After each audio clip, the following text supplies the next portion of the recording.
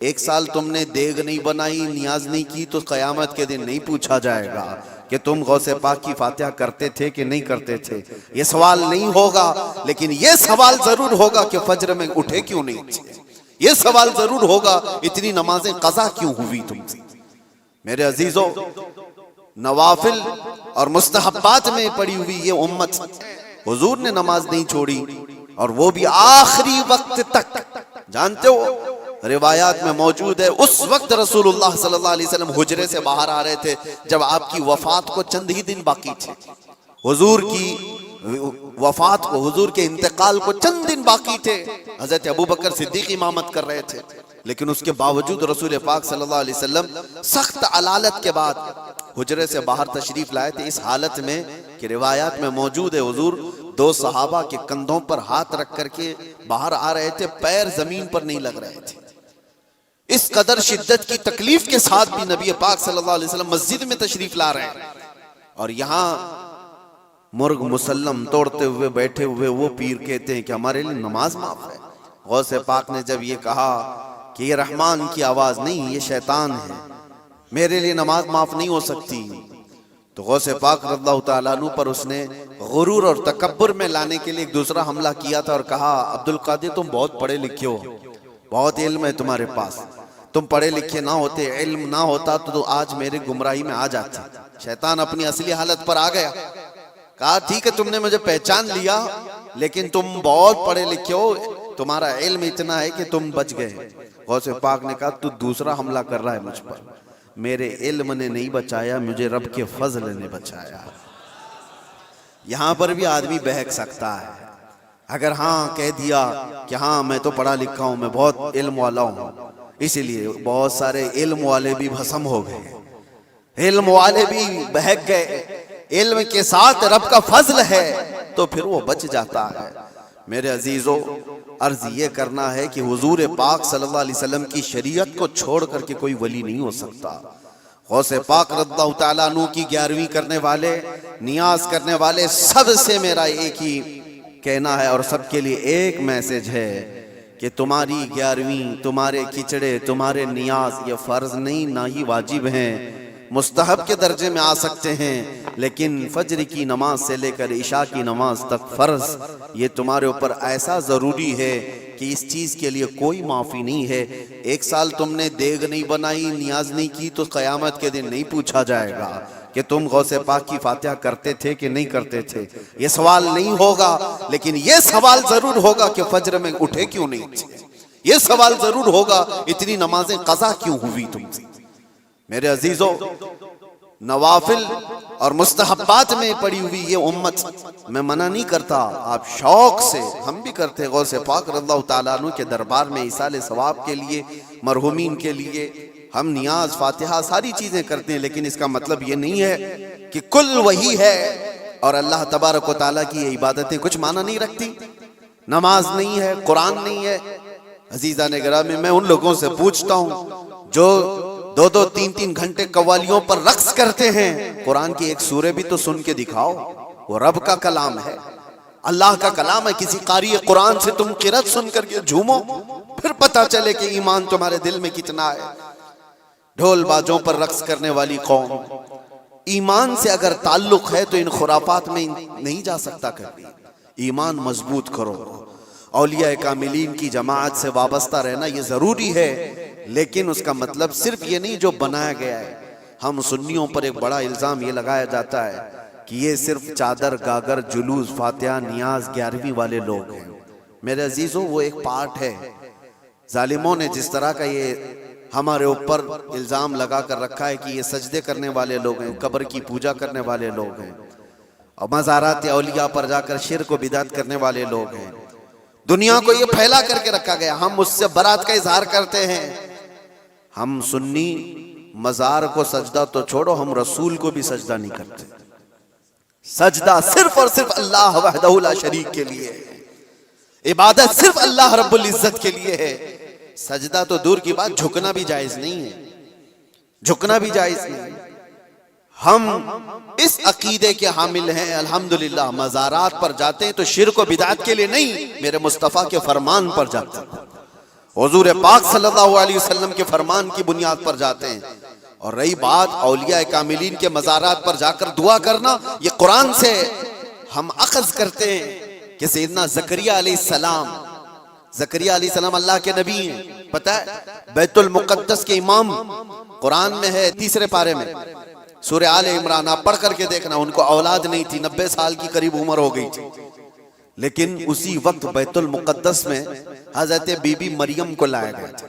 حضرت be be مریم کا بھی معاملہ ایسا ہے، ان کی والدہ منت کری تھی، ان کے والد عمران، ان کی والدہ حنا، ان کو بھی اولاد نہیں تھی. انہوں نے منت کی تھی کہ اللہ اگر ہم کو تو بیٹا دے تو ہم بیت المقدس کی خدمت میں وقف کریں گے. بیٹا نہیں ہوا، بیٹی ہوئی. منت کے مطابق انہوں نے اپنی بیٹی کا نام مریم رکھا اور لا کر کے بیت المقدس میں وقف کر دیا بچپن میں. تو کس کو دیا جائے گا؟ جو بیت المقدس کے امام تھے، متولی تھے، حضرت زکریا علیہ السلام، ان کے ہاتھ میں دیا گیا کہ بچی وقف ہے. حضرت زکریا علیہ السلام نے قبول کیا اور ایک محراب میں بچی کو رکھتے تھے. قرآن میں یہ ذکر ہے، میں بتا رہا ہوں آپ کو. اور حضرت زکریا علیہ السلام کہتے ہیں کلما دخل علیہا زکریا المحراب وجد عندها رزقا قالت یا مریم انا لکی هذا قالت هو من عند اللہ ان اللہ یرزق من یشاء بغیر حساب. جب حضرت زکریا علیہ السلام محراب مریم میں جاتے تو کہتے ہیں قسم قسم کے پھل وہاں پر رکھے ہوئے پاتے تھے. تو حضرت زکریا پوچھتے مریم یہ سب تیرے پاس کہاں سے آتا ہے؟ حضرت مریم کہتی ہے سب اللہ کی طرف سے ہے، اللہ جسے چاہے بے حساب رزق دیتا ہے. مریم کون ہے؟ نبی نہیں ہے. حضرت مریم ہاں اللہ کی ولیاں ہیں، پاکیزہ مقدس ہستی، لیکن ان کو اللہ تبارک و تعالیٰ نے وہ کرامات سے نوازا تھا. وہ بچپن میں پھل وغیرہ ان کو رزق کے طور پر پہنچ رہا تھا.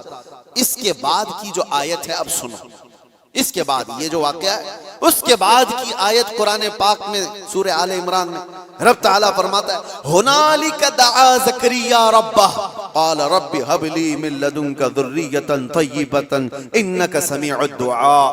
زکریا علیہ السلام کو بھی اولاد نہیں تھی تو اسی مریم کے محراب میں کھڑے ہو گئے جہاں بی بی مریم تھی، کہا اے اللہ مجھے بھی ایک بیٹا عطا کر دے. ہنالک دعا زکریا ربہ، یہ قرآن کی آیت ہے. زکریا علیہ السلام نے اپنے رب سے دعا کی اللہ مجھے بھی ایک بیٹا دے دے، تیری جانب سے نیک و صالح بیٹا عطا کر دے. اب یہ دعا تو ہو گئی اور قرآن میں اس کے فوراً بعد آیت ہے فنادته الملائکة وهو قائم يصلي في المحراب ان اللہ یبشرک بیحییٰ. اسی وقت اللہ کے فرشتوں نے بشارت دے دی زکریا علیہ السلام کو تمہاری دعا قبول ہو گئی اور یحییٰ علیہ السلام کی شکل میں تمہیں بیٹا ملنے والا ہے. اتنی تیز دعا. اب میں آپ کو بتاتا ہوں یہ آیت میں کیوں پڑھ رہا ہوں اور کیوں آپ کے سامنے رکھ رہا ہوں. زکریا علیہ السلام خود اللہ کے نبی ہیں اور جہاں کے امام ہے وہ بیت المقدس ہے، دنیا کا سب سے مقدس ترین مقام. اس وقت بیت المقدس میں حضرت زکریا علیہ السلام جہاں عبادت کرتے تھے وہیں پہ دعا بھی تو کر سکتے تھے، وہیں پر دعا کر سکتے تھے، لیکن قرآن یہ کہتا ہے وہ محراب مریم میں آ کر کے دعا کر رہے ہیں. محراب مریم میں جہاں بی بی مریم بیٹھی وہاں دعا کر رہے ہیں. اس سے پتہ یہ چلتا ہے کہ اللہ کے صالح بندے جہاں ہوتے ہیں وہاں سے دعائیں قبول ہوتی ہیں. پتہ چلا جہاں نیک و صالح اللہ کے ولی رہا کرتے ہیں وہاں سے جب نبی کی دعا قبول ہوتی ہے تو پھر امتی کی کیوں نہیں قبول ہوتی. اور فوراً دعا قبول ہوئی اور بیٹا بھی ملا. اب یہ لوگ کہتے ہیں غریب نواز کے یہاں جاتے ہیں تو کیا بیٹا ملتا ہے؟ بیٹی ملتی ہے، اولاد مانگنے جاتے ہیں. ظالمو تمہیں پتہ نہیں زکریا علیہ السلام بی بی مریم کے پاس کھڑے ہو کر بیٹا مانگے تھے تو بیٹا نبی کی شکل میں ملا تھا. ہاں یہ نہیں ہے کہ وہ بی بی مریم سے مانگ رہے تھے، وہ اللہ سے مانگ رہے تھے، لیکن جگہ کون سی ہے؟ جگہ کا بھی اثر ہوتا ہے. ہاں ایک بات میں آپ کو بتا دوں کہ جگہ کا اگر اثر نہیں ہوتا تو مسجدیں اور یہ ساری چیزیں بنانے کی ضرورت کیا ہوتی.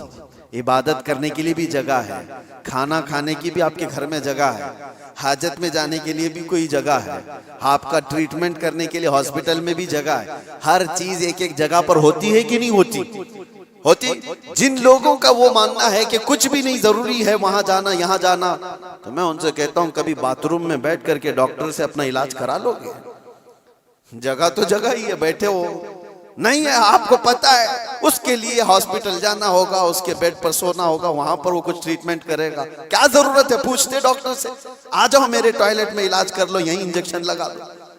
میرے عزیزو, گندگیوں میں بیٹھا ہوا آدمی وہ اپنا علاج کرانے کے لیے بھی اٹھ کر کے چلا جاتا ہے.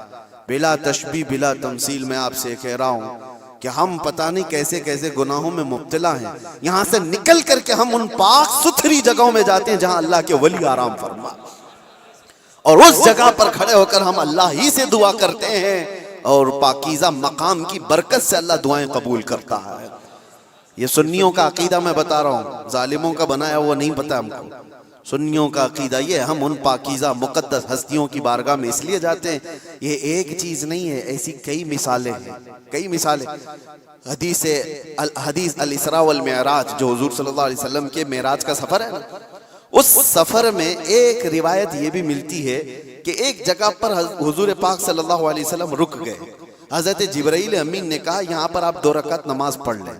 حضور پاک صلی اللہ علیہ وسلم نے وہاں پر 2 رکعت نماز ادا کی, اور اس کے بعد پوچھا جبرائیل سے یہ کون سا مقام ہے, توجہ.